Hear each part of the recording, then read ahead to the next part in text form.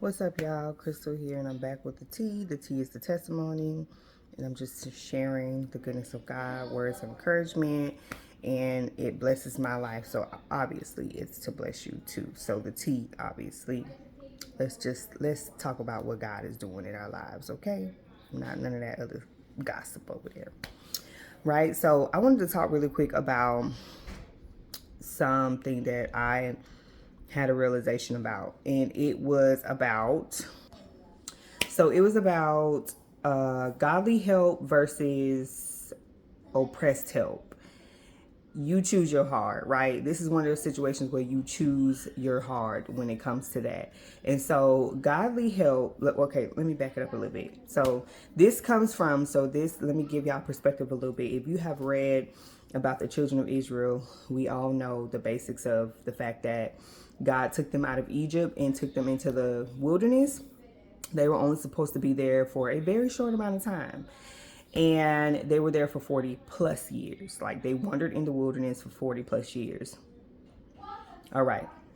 So I'm going to stop it right there. You know, Moses was the one who had to lead them out of Egypt and through the wilderness over into the promised land.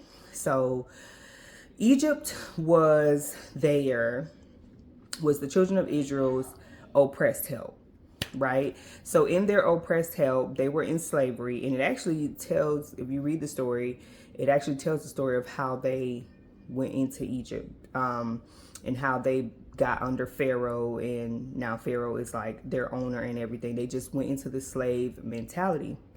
And so oppressed help is, for them, they were working for Pharaoh, and they were slaves. Like, they were just slaves. We know what slavery is. We know what it looks like. We know what it entails. We know what the work you have to do. And the thing is, people are living in modern day slavery and they don't even realize it. Because of their mindset, right? So Pharaoh obviously provided places for them to sleep and eat and have certain things as a slave, but they had to do what he wanted them to do, right? So that's oppressed help. And now we had to use this as a modern day thing. And if I can use my own life experiences, oppressed help will be something like government assistance, right? So government assistance, food stamps, WIC, Medicaid, like this is the type of help that puts you in oppression, causes you to have an oppressed mindset or a impoverished mindset, like a poverty mindset. And so, because I have had experiences with this before, they don't want you to be making any money. They just really want you to be like, you don't make any money, you don't have anything, you don't own any assets, you need the government's help. They have like Section 8 and everything to help you out. Rental assistance, everything. But they don't want you to be making any money to get their money for food. So you have to be living like below the poverty line. Say if you're a family of 7, you can't make over $2,000 or $2,500 a month. Who can live off of that? Like, that's rent these days, right? But this is how it is. And so people get on these government assistance programs because they feel like they can't do too much more for themselves. Like, they can't trust God that he can provide that $2,500 plus more. And so the getting that assistance puts you in a mindset of like, I don't want to work too much more. I don't want to make too much more money because I'm gonna lose this money that I'm getting every month for food from the government. These $600, $800 that I'm getting every month for food, and I know that's a set thing and that's gonna be coming in, so I'm comfortable with that. And so if I tell them I'm making more money, if I go get another job or whatever to make more money to live comfortably, I'm gonna lose that, or I'm gonna lose my income-based assistance, or I'm gonna lose just whatever assistance that I have gotten comfortable on that I don't necessarily have to work for, but you do, because you can't make more than what they say you can make. You can't do anything else more than what they say you can do.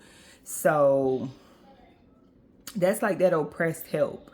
And I know people who have been living like on Section 8 for years. They live on Section 8. They get the Medicaid, they get and the Medicaid is insurance, and they get the food stamps, and this is just, they're comfortable because they don't have to do nothing else. They can sit back with the mindset of like, I could just do the bare minimum, and I know my rent is paid. I know like my utilities will be paid. I know I got food coming in next month. So I don't want to do anything more than this because I got my basic needs met, right? And meaning that that'll stop them from living in their gifts, their purpose, the will of God, the plan of God for their lives, because now I'm living for this help over here. So which is what the children of Israel were doing. They were living for the help of Pharaoh because they felt like they couldn't maintain their own lives. Like they felt like they couldn't get out of what they were in, and this mentality of like, I can't do too much more than this, so I'm just going to go over here and I'm going to work for Pharaoh, and he's going to provide for us, and I'm just going to do whatever he tells me to do so I could just have the bare minimum. That's oppressed help. And that other examples of that can look like you being obligated to people, like you borrow money from people or you ask for help from certain people and they want you to do certain things for them. Not necessarily just borrow the money and I'll pay you back, but that they'll give it to you. And although they're helping you, they are like putting you in a place of obligation, or they may talk down to you or negative to you, or I told you so, or I always got to get you out of something. Like, this is oppressed help. Now, let's talk about godly help. Godly help is when God sent Moses to them and had Moses lead them out of Egypt into the wilderness. And so they needed somebody. So Moses and the wilderness was a sign. It was godly help. And so when God led them out of Egypt to the wilderness, and they started having to live this life where it was like they had to listen to Moses and hear from Moses, like hear God through Moses, and all of these things that God was requiring them to do required them to get out of this slave mentality, this oppressed help mentality. God was purging them, like trying to purify them, get them in the right place so they can get their minds right to receive what God had for them in the promised land. But he just like, y'all can't go if y'all don't change your mindset. If y'all don't want to get out of this slavery, oppressed mindset, thinking that living for Pharaoh is easier than what I'm taking y'all through right now, y'all can't ever experience the wealth or my will or my promises, right? The land of milk and honey. Y'all can never experience that. My baby's sleeping, y'all. Sorry. So what God did for the children of Israel in the wilderness is he began to show them miracles, signs, wonders, like these things that they had never seen before. Okay, so what God began to do for the children of Israel is show them miracle signs, wonders, like things they had never seen before. He was providing manna for them. Like he was just doing so many different things, and he had Moses telling them so many different things, but they still wanted to live in this mindset of like, I don't want to do this. This is hard. I don't want to change. I don't want to go through this. They complained.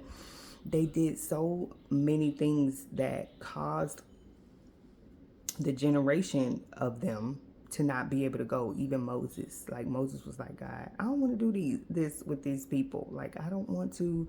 They're not believing me. They're not listening to me. They're not like trying to do what you're telling them to do. Like, they don't want this type of help. And so because of that, they could not go and experience the promises of God. Like, they got to the end of that after complaining and prolonging it because they didn't want to receive the help that God was like, this is what y'all need right now.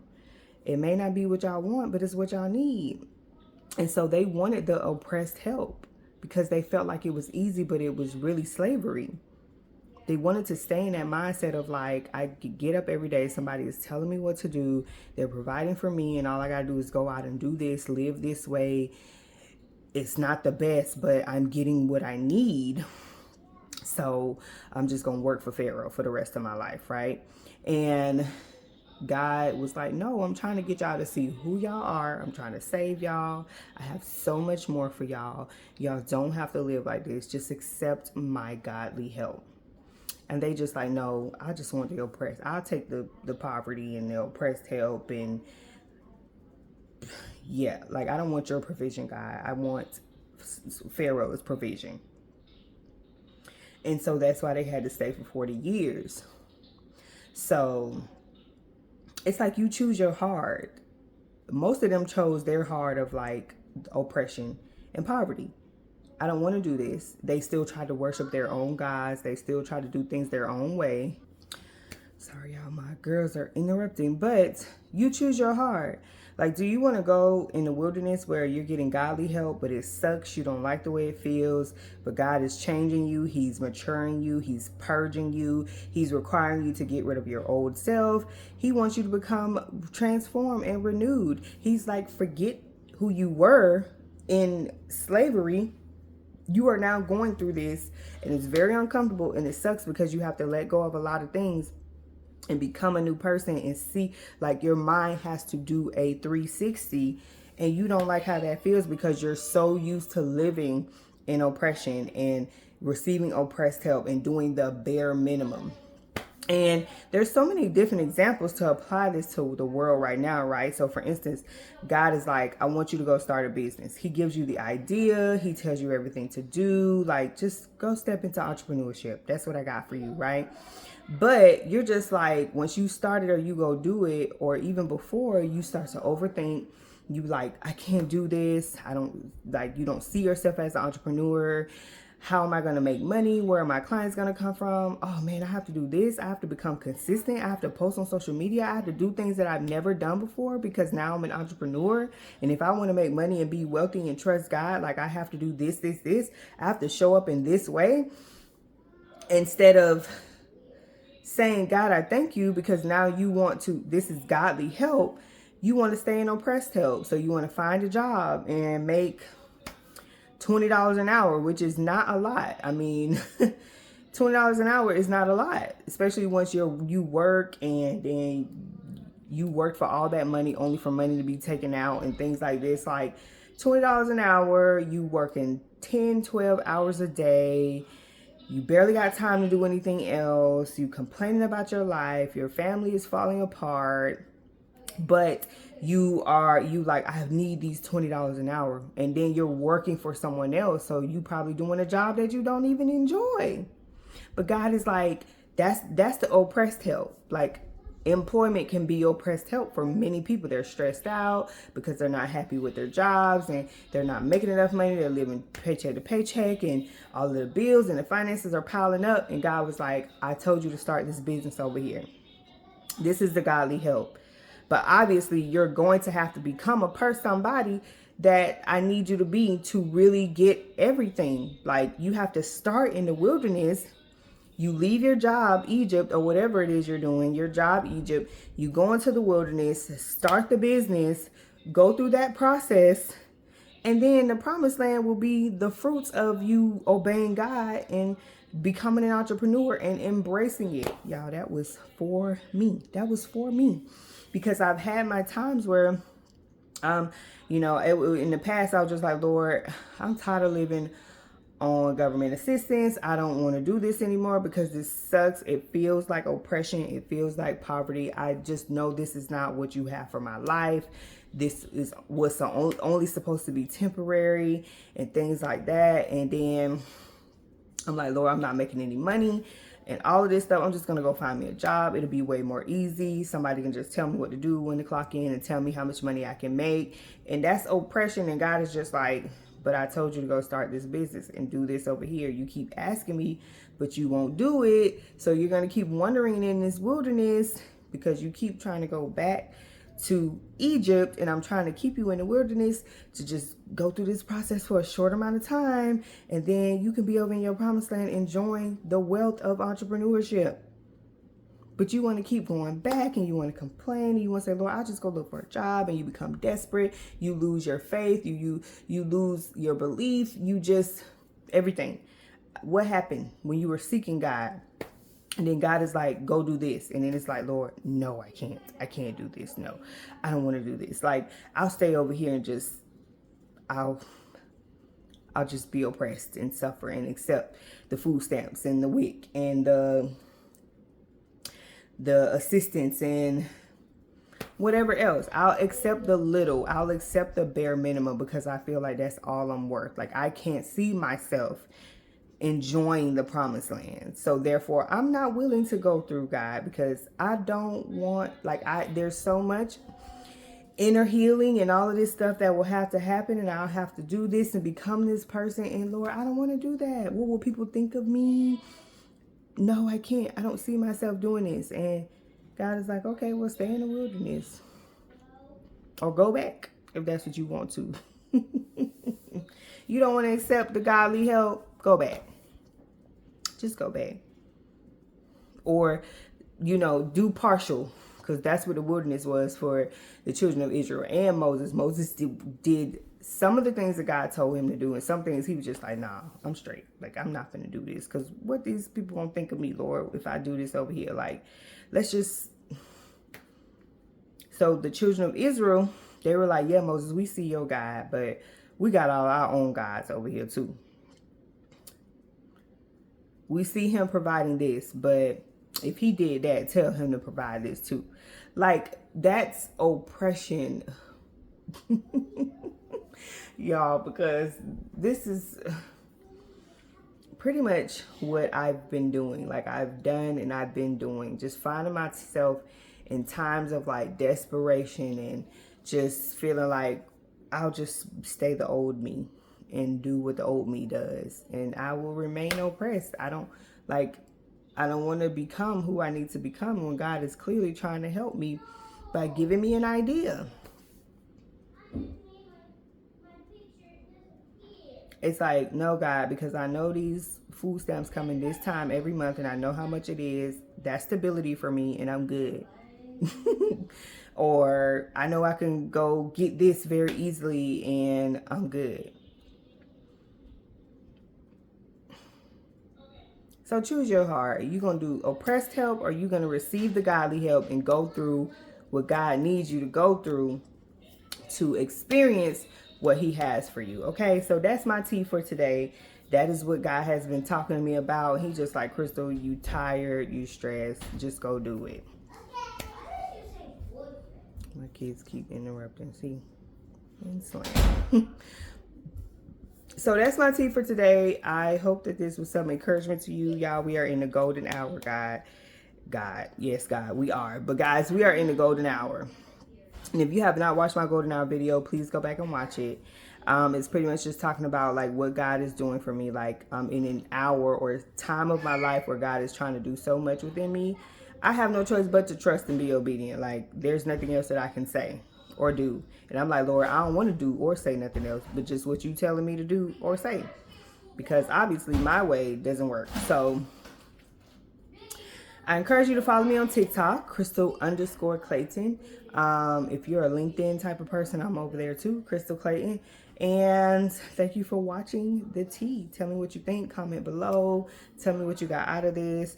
What hard have you experienced, and where are you now? Are you like oppressed help? You're in between oppressed help and godly help? Or are you like just whatever, Lord, I receive the godly help, even if though I don't like it, like in some ways, but I'll receive the favor, the blessings, all of that stuff that you have for me, so I can go into this promised land. It's very critical that we be obedient and very sensitive to what God is doing in our lives right now, because we have no room for mistake. And not saying that we're perfect, because God knows we're not perfect. We're far from it, but we are perfect in his eyes. And so because of that, we can keep going. Because of that, we can definitely keep going and trust that God got us no matter how it looks. You could be like, Lord, okay, you told me to go do this over here, but why does it look like this? And he may not say nothing, but your only duty is to do what he told. He's like, you just like, God, I did it, and look what's happening. Or just anything like that. Like, Lord, you told me to do this, you told me to say this, you told me to set this up, you told me to pay this. Like, I'm just trusting you and I'm moving by faith. Or you can be on the other end of it and just like, I don't want to do none of it. I'll just sit right here. I'm comfortable. I don't want to change. Man, bump that. I don't want favor. I don't want anything. It's your choice. You choose your heart, right? So thank you for commenting. Thank you for listening. Thank you for subscribing to this channel. Thank you so much. And I'll be back because I feel like I want to keep going, but I will be back. That's my tea.